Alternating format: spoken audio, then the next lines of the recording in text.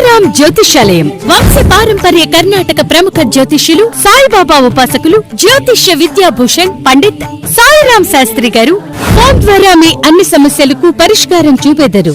Hydropower ప్రాజెక్టుకి బినామీ అని చెప్తున్నారు. మీ అన్ని కూడా ఇలాంటి తప్పుడు వాక్యాలు మీరు మానుకోవాలి.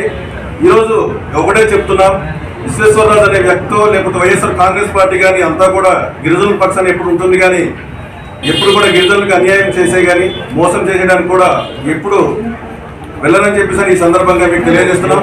ఈరోజు మీరు ఒకటే మీరు చెప్పదలుచుకున్నాం. మేము మా వైఎస్ఆర్ కాంగ్రెస్ పార్టీ తరఫున, వైఎస్ఆర్ కాంగ్రెస్ పార్టీ నాయకులు కార్యకర్తలు అందరి తరఫున మీకు 2014లో మేము అత్యధిక మెజార్టీతో మీరు గెలిపించిన తర్వాత మీ మీద నమ్మకంతో, మా గౌరవ ముఖ్యమంత్రి గారి మీద నమ్మకంతో మేము గెలిపిస్తే మా గిరిజనుల ఆత్మగౌరవాన్ని మీరు తీసుకుని వెళ్ళి ఆయన కార్డుల కింద పెట్టి కోట్లకు అమ్ముడిపోయిన వ్యక్తి మీరు చేసే ఈ దుష్ప్రచారాన్ని కూడా మానుకోవాలి.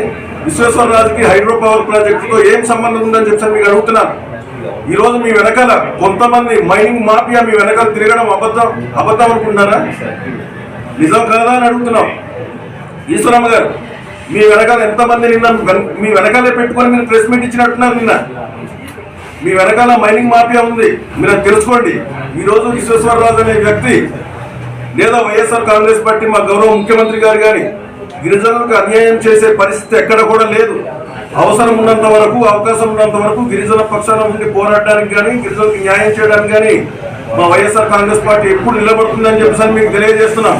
కానీ మీరు ఏం చేస్తున్నారు? ఆ రోజు మీ చంద్రబాబు నాయుడు గారు ఎస్సీ ఎస్టీలో ఎవరైనా పుట్టాలని కోరుకుంటారా అని చెప్పేసి అన్నారు. ఇవన్నీ కూడా మా గిరిజన ప్రాంత ప్రజలందరూ కూడా గమనిస్తున్నారు. కాబట్టి మిమ్మల్ని అందరినీ కూడా సాగనంపే పరిస్థితి దగ్గరలో ఉందని చెప్పేసి ఈ సందర్భంగా తెలియజేస్తున్నాం. మీకు ఓట్లే కావాలనుకున్నప్పుడు మీరు ఏదైతే నిజాయితీగా వెళ్ళి ప్రచారం చేసుకొని గెలవండి. మీరు ఏదైతే పథకాలు ఏదో సూపర్ 6 అని చెప్పేసి ఈ మధ్య వస్తున్నారు, కానీ నవరత్నాల పేరుతో మేము రాష్ట్రం అంతా కూడా ఇప్పుడు ఎంత సుపరిపాలన కొనసాగిస్తున్నారు. మా గౌరవ ముఖ్యమంత్రి గారు వెంటనే ఉంటూ మా ఆంధ్ర రాష్ట్ర ప్రజలందరూ కూడా గిరిజనులు మరొకసారి ముఖ్యమంత్రి చేసుకోవడానికి అందరూ కంకణం కట్టుకొని సిద్ధంగా ఉన్నాం.